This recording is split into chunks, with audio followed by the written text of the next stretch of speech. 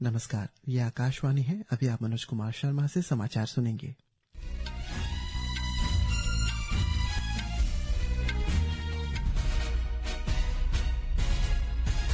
पहले मुख्य समाचार। प्रधानमंत्री नरेंद्र मोदी ने कहा कि महाकुंभ ने उभरते भारत और विविधता में एकता की भावना को दर्शाया। विदेश मंत्री डॉक्टर एस जयशंकर शक्ति असंतुलन को रोकने के लिए निष्पक्ष और मजबूत अंतर्राष्ट्रीय व्यवस्था का आह्वान किया। महाराष्ट्र के मुख्यमंत्री देवेंद्र फडणवीस ने कहा कि नागपुर में हिंसा पूर्व नियोजित प्रतीत होती है। नागरिकों से कानून और व्यवस्था बनाए रखने की अपील की। अंतरिक्ष यात्री सुनीता विलियम्स और बूच विल्मोर ने अंतर्राष्ट्रीय अंतरिक्ष स्टेशन पर 9 महीने तक फंसे रहने के बाद पृथ्वी पर अपनी 17 घंटों की यात्रा शुरू की।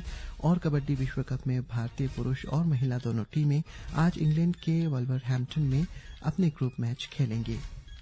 अब समाचार विस्तार से। प्रधानमंत्री नरेंद्र मोदी ने आज कहा है कि प्रयागराज में आयोजित महाकुंभ ने उभरते भारत की भावना को प्रतिबिंबित किया है। उन्होंने कहा कि विविधता में एकता भारत की विशेषता है, जिसे हाल ही में संपन्न महाकुंभ के दौरान अनुभव किया गया। प्रधानमंत्री ने आज महाकुंभ पर लोकसभा में बयान दिया। श्री मोदी ने कहा कि जब पूरा विश्व चुनौतीपूर्ण समय से गुजर रहा है, तो इस एकता का भव्य प्रदर्शन देश की सबसे बड़ी ताकत है। उन्होंने विविधता में एकता की इस विशेषता को समृद्ध करने की आवश्यकता को रेखांकित किया। जल संरक्षण के महत्व पर प्रकाश डालते हुए प्रधानमंत्री ने कहा कि भारत में कई नदियां हैं, जिनमें से कुछ लुप्तप्राय हैं। उन्होंने महाकुंभ से प्रेरणा लेते हुए नदी उत्सव का विस्तार करने की आवश्यकता पर भी बल दिया। उन्होंने कहा कि ये नई पीढ़ी को जल संरक्षण का महत्व सिखाएगा। प्रधानमंत्री ने महाकुंभ की सफलता में योगदान देने वाले लोगों की सराहना करते हुए कहा है कि इस ऐतिहासिक आयोजन ने देशवासियों को बहुत प्रेरणा दी है, क्योंकि इसका नेतृत्व लोगों ने ही किया था। मैं इस सदन के माध्यम से कोटि कोटि देशवासियों को नमन करता हूं, जिनकी वजह से महाकुंभ का सफल आयोजन हुआ। महाकुंभ की सफलता में अनेक लोगों का योगदान है।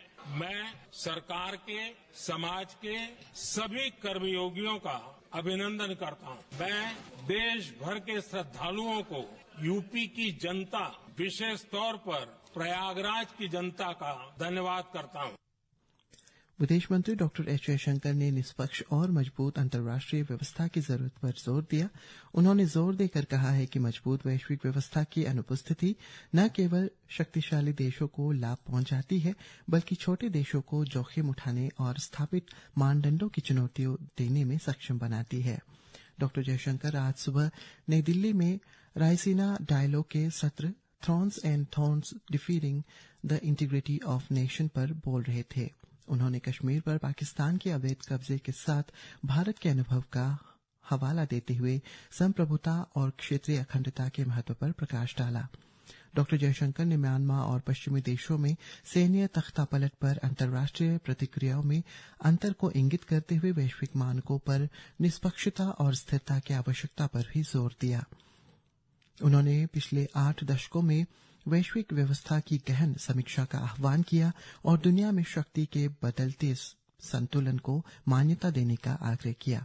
रायसीना डायलॉग में बोलते हुए अमेरिकी राष्ट्रपति खुफिया निदेशक तुलसी गबार्ड ने नियंत्रण के लिए प्रधानमंत्री नरेंद्र मोदी के प्रति आभार व्यक्त किया और अपनी यात्रा के दौरान हुई रचनात्मक चर्चाओं पर प्रकाश डाला। सुश्री गबार्ड ने कहा है कि पिछले कुछ दिनों उनके भारतीय समकक्षों के साथ रचनात्मक बातचीत के रहे तथा पिछले महीने वॉशिंगटन डीसी में राष्ट्रपति ट्रंप और श्री मोदी के संयुक्त वक्तव्य ने उत्पन्न गति को आगे बढ़ाया है। इजरायल और हमास के बीच युद्ध विराम टूट गया है, जिससे गाजा पट्टी में हिंसा की विनाशकारी लहर शुरू हो गई है। इजरायली सेना ने मंगलवार की सुबह व्यापक हवाई हमले किए, जिसमें फिलिस्तीनी स्वास्थ्य अधिकारियों के अनुसार कम से कम 200 लोग मारे गए, जिनमें से कई पीड़ित कथित तौर पर बच्चे थे।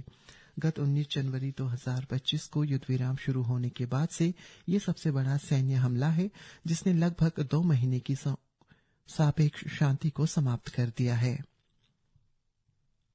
अंतरिक्ष यात्री बूच विल्मोर और सुनीता विलियम्स को वापस लाने वाला ड्रैगन अंतरिक्ष यान कल सुबह सुबह धरती पर वापस लौटेगा। अंतरिक्ष यान ने उन दोनों अंतरिक्ष यात्रियों को वापस लाने के लिए यात्रा शुरू कर दी है, जो 9 महीने से ज्यादा समय से अंतर्राष्ट्रीय अंतरिक्ष स्टेशन पर फंसे हुए थे।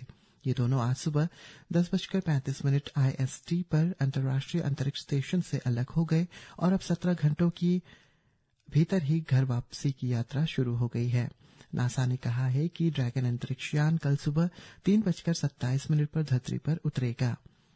स्पेस एक्स क्रू ड्रैगन यान नासा के अंतरिक्ष यात्री निक हैग और रोस्कोसमोस के अंतरिक्ष यात्री अलेक्जेंडर गोर्बुनोव को भी ले जाएगा। महाराष्ट्र के मुख्यमंत्री देवेंद्र फडणवीस ने आज राज्य के नागरिकों से कानून और व्यवस्था बनाए रखने और सभी धर्मों और समुदायों के प्रति सम्मान बनाए रखने की अपील की। नागपुर की घटना के बारे में राज्य विधानसभा को जानकारी देते हुए उन्होंने कहा है कि नागपुर में हुई हिंसा पूर्व नियोजित प्रतीत होती है और उन्होंने आश्वासन दिया है कि पुलिसकर्मियों पर हमला करने वालों के खिलाफ सख्त कार्रवाई की जाएगी। सरकार के रुख की पुष्टि करते हुए श्री फडणवीस ने दोहराया कि किसी को भी कानून अपने हाथ में लेने की अनुमति नहीं दी जाएगी। हमारे संवाददाता ने बताया है कि नागपुर में स्थिति नियंत्रण में है। इस बीच केंद्रीय मंत्री प्रहलाद जोशी ने कहा है कि महाराष्ट्र सरकार नागपुर हिंसा में शामिल लोगों के खिलाफ कार्रवाई करेगी। संसद के बाहर पत्रकारों को बातचीत करते हुए श्री जोशी ने कहा कि राज्य सरकार स्थिति को कुशलतापूर्वक संभाल रही है। केंद्रीय वित्त मंत्री निर्मला सीतारमण ने कहा है कि सरकार मणिपुर को सामान्य स्थिति में लाने के लिए प्रतिबद्ध है। उन्होंने कहा है कि हर कोई चाहता है कि मणिपुर भी अन्य राज्यों की तरह समृद्ध और विकसित हो। वे आज राज्यसभा में मणिपुर बजट से संबंधित विधेयकों पर चर्चा का जवाब दे रही थी। मंत्री ने कहा है कि मणिपुर एक सीमावर्ती राज्य है और कई दशकों से ये संकट से गुजर रहा है। उन्होंने कहा है कि हर सरकार ने इस संकट को संवेदनशीलता से संभाला है। दिल्ली उच्च न्यायालय ने आज दिल्ली के कानून मंत्री कपिल मिश्रा के खिलाफ निचली अदालत की कार्यवाही पर रोक लगाने से इनकार कर दिया, जिन पर 2020 के विधानसभा चुनावों के दौरान आपत्तिजनक बयान देने और आदर्श आचार संहिता का उल्लंघन करने का आरोप है। उच्च न्यायालय ने अब मामले की अगली सुनवाई 19 मार्च को तय की है। भारतीय मौसम विभाग ने आज ओडिशा के उत्तरी आंतरिक भागों में अलग अलग स्थानों पर लू चलने का पूर्वानुमान व्यक्त किया। पश्चिम में तटीय गुजरात, कोंकण, गोवा और उत्तरी आंतरिक कर्नाटक के स्थानों पर भी अलग अलग जगह पर अगले 2 से 3 दिनों के दौरान गर्म और आर्द्र मौसम रह सकता है। इधर पूर्वोत्तर में मौसम विभाग ने आज तेज हवाओं और बिजली के साथ गरजने की और बारिश होने का पूर्वानुमान व्यक्त किया। इधर ईटानगर मौसम विभाग ने अरुणाचल प्रदेश के Tawang, West Kameng, Shi Yomi, East Siang, Lower Dibang Valley, Lohit, Namsai, Changlang, Tirap और लोंगडिंग जिलों के लिए येलो अलर्ट जारी किया है।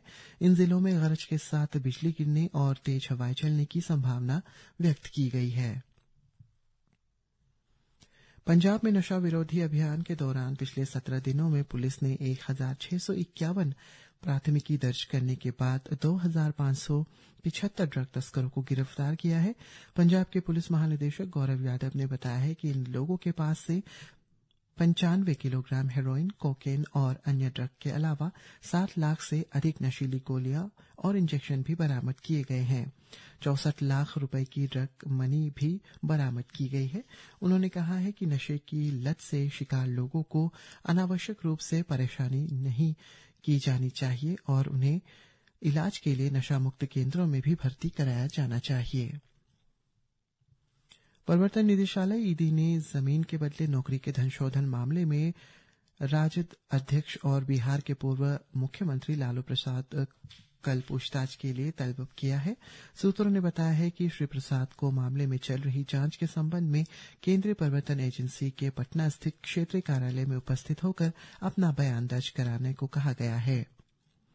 पूर्व मुख्यमंत्री और लालू प्रसाद की पत्नी राबड़ी देवी मामले में अपना बयान दर्ज कराने के लिए पटना ईडी कार्यालय पहुंच चुकी है। प्रधानमंत्री नरेंद्र मोदी ने आज इटली के ट्यूरिन में विशेष ओलंपिक विश्व शीतकालीन खेलों में भाग लेने वाले भारतीय दल से मुलाकात की और उन्हें प्रदर्शन के लिए सराहित किया। और कबड्डी विश्व कप 2025 में भारतीय पुरुष और महिला दोनों टीमें आज शाम इंग्लैंड में वॉल्वरहैम्पटन में मैदान में उतरेंगी।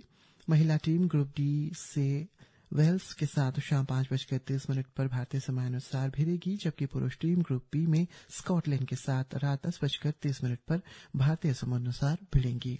इसी के साथ ये समाचार बुलेटिन समाप्त हुआ। नमस्कार।